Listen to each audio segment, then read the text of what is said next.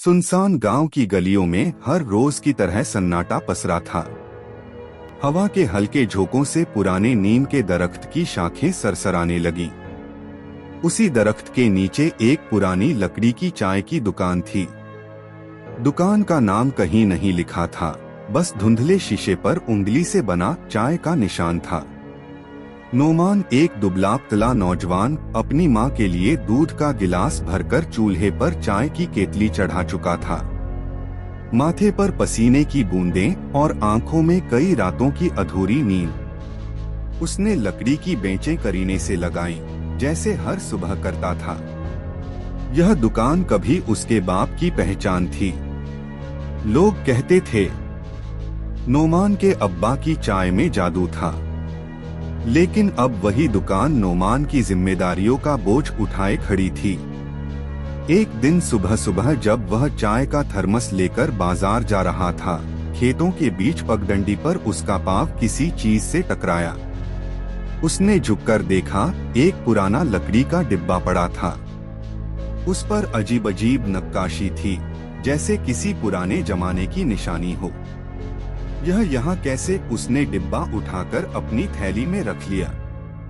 दिन भर दुकान में ग्राहकों का आना जाना लगा रहा, मगर नोमान का दिमाग बार बार उसी डिब्बे की तरफ जाता रहा।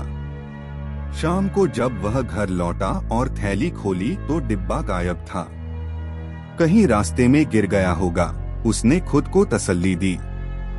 मगर दिल के किसी कोने में बेचैनी घर कर गई। कुछ दिन बाद वही दुकान, वही चूल्हा, वही भाप। तभी दरवाजे पर लगी घंटी बजी।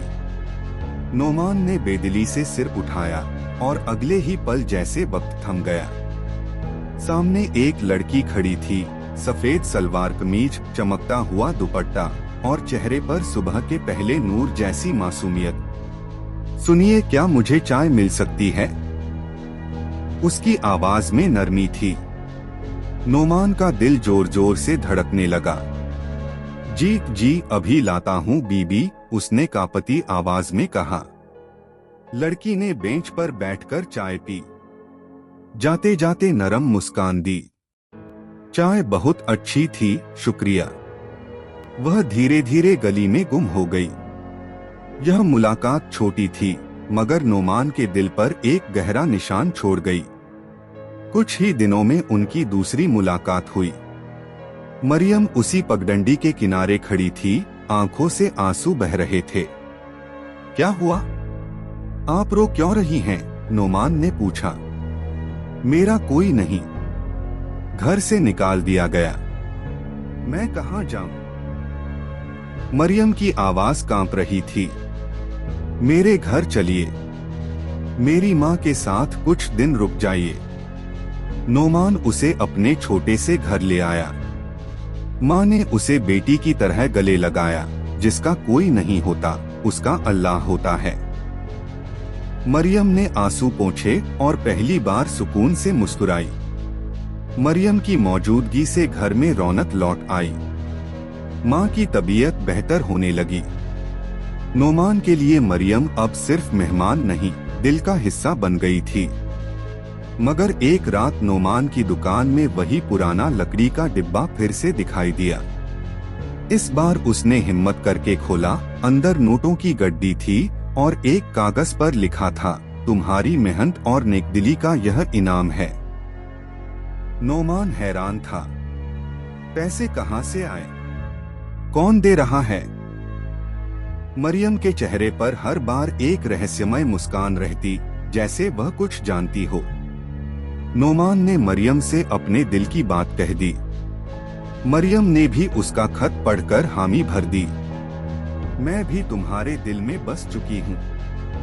मगर शादी से पहले ही मरियम अचानक गायब हो गई। नोमान ने गांव की हर गली, हर दरवाजा खटखटाया। मरियम, मरियम, कहीं कोई निशान नहीं, जैसे वह हवा में घुल गई हो। एक दिन वही जगह, वही दरख्त, वही लकड़ी का डिब्बा। नोमान ने उसे खोला। अंदर एक खत था। नोमान, मैं मरियम हूँ। मैं इंसान नहीं, एक जिनजादी हूँ। तुमने बेखबरी में मुझे उस डिब्बे से आजाद किया था। तुम्हारी माँ का इलाज, दुकान के लिए पैसे सब मैं देती रही। मैं तुमसे मोहब्बत करती हूँ, मगर हमारी दुनिया अलग है। अब मैं अपनी दुनिया में लौट गई हूँ। नोमान की आंखों से आंसू बह निकले।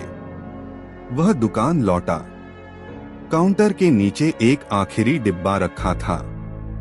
अंदर एक चमकता हीरा था, 7 पीढ़ियों के लिए काफी। नोमान ने आसमान की तरफ देखा।